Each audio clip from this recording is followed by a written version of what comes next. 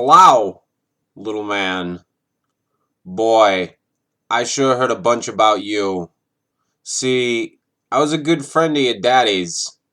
We were in that Sierra Kills pit of hell over 5 years together. Hopefully, you'll never have to experience this yourself. But when two men are in a situation like me and your daddy were, for as long as we were, you take on certain responsibilities of the other. If it had been me who had not made it, Major Cutino would be talking right now to my son, Jim. But the way it worked out is I'm talking to you, Bart. I got something for you.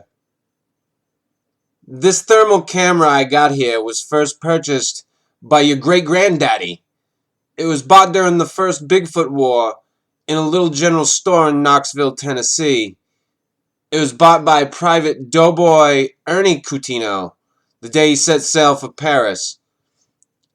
It was your great-granddaddy's war camera, made by the first company to ever make thermal cameras. You see, up until then, people just carried infrared cameras. Your great-granddaddy wore that thermal camera every day he was in that war. Then when he had done his duty, he went home to your great-grandmother, took the thermal off his neck, and put it in an old coffee can. And in that can it stayed till your grandfather, Dane Cutino, was called upon by his country to go overseas and fight the Yetis once again. This time, they called it Bigfoot War II. Your great-granddaddy gave it to your granddad for good luck. Unfortunately, Dane's luck wasn't as good as his old man's.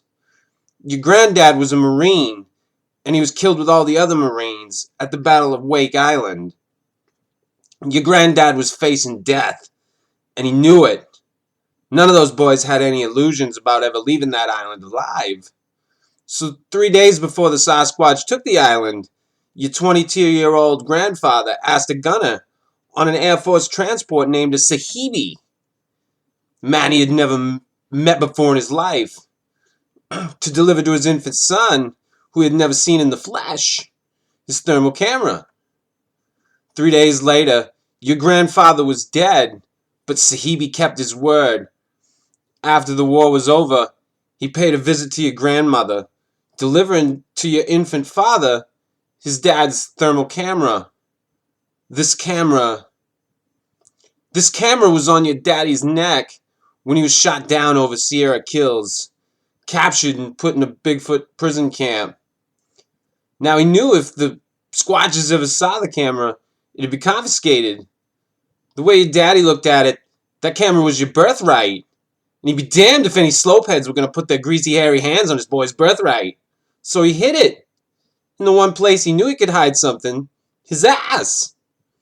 5 long years he wore this camera up his ass. Then he died of dysentery. He gave me the camera. I hid this uncomfortable hunk of plastic up my ass for 2 years. Then after 7 years, I was sent home to my family. And now, little man, I give the camera to you.